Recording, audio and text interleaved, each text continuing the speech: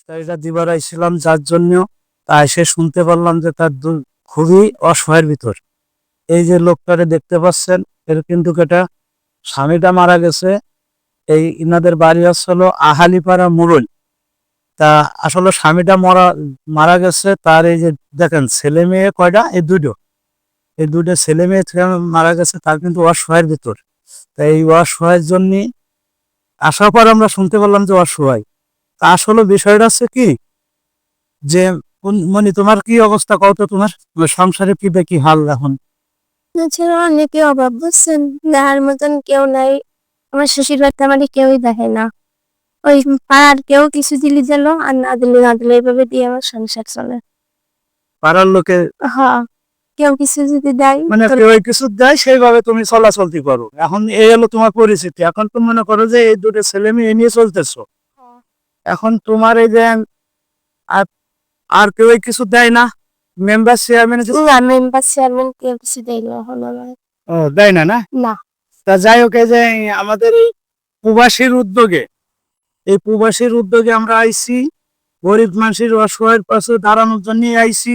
তা আইসা দেখতে পারলাম যে এই লোকটার অসহায় দেখতে পাচ্ছেন। তা আসলে যদি কোনো ব্যক্তি যদি এই অসহায় লোক এতিম মানুষদের পাশে যদি কেউ থাকতে চান, তাহলে যাই হোক, আপনারা কিছু শেয়ার করে মানে যদি কিছু দিতে চান, তাহলে আমাদের মাধ্যমে দিয়েন, কি এই মাধ্যমে দিয়েন আপু, এই নাম অনুযায়ী আপনারা টাকাটা দেবেন।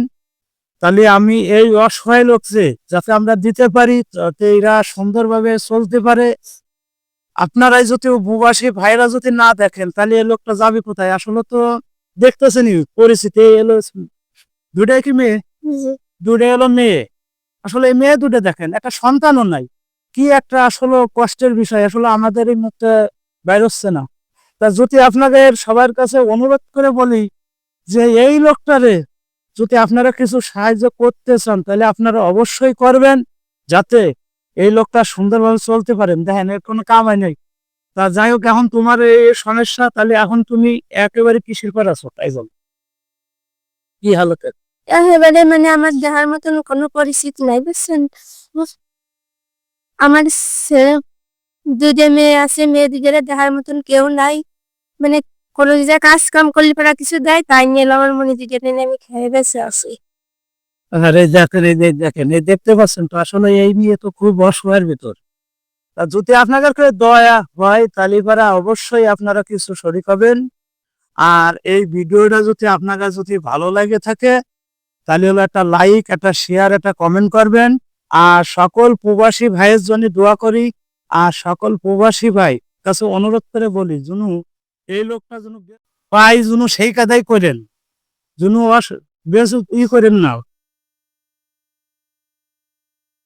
তা যাই হোক, এই লোকটার জন্য আপনারা অবশ্যই দেখবেন। তা দেখেন তো, এই যে যে হাফিজুর রহমান সুমন ভাই যে ইফতারিটা দিচ্ছে, আসলে তো তেমন কিছু নাই। পা থেকে তুমি কি খুশি না বেজার? খুশি। খুশি? যাক আলহামদুলিল্লাহ। তা যাই হোক, এই ভিডিওটা যদি আপনার কাছে ভালো লাগে থাকে, তাহলে আবারও আপনাকে বললাম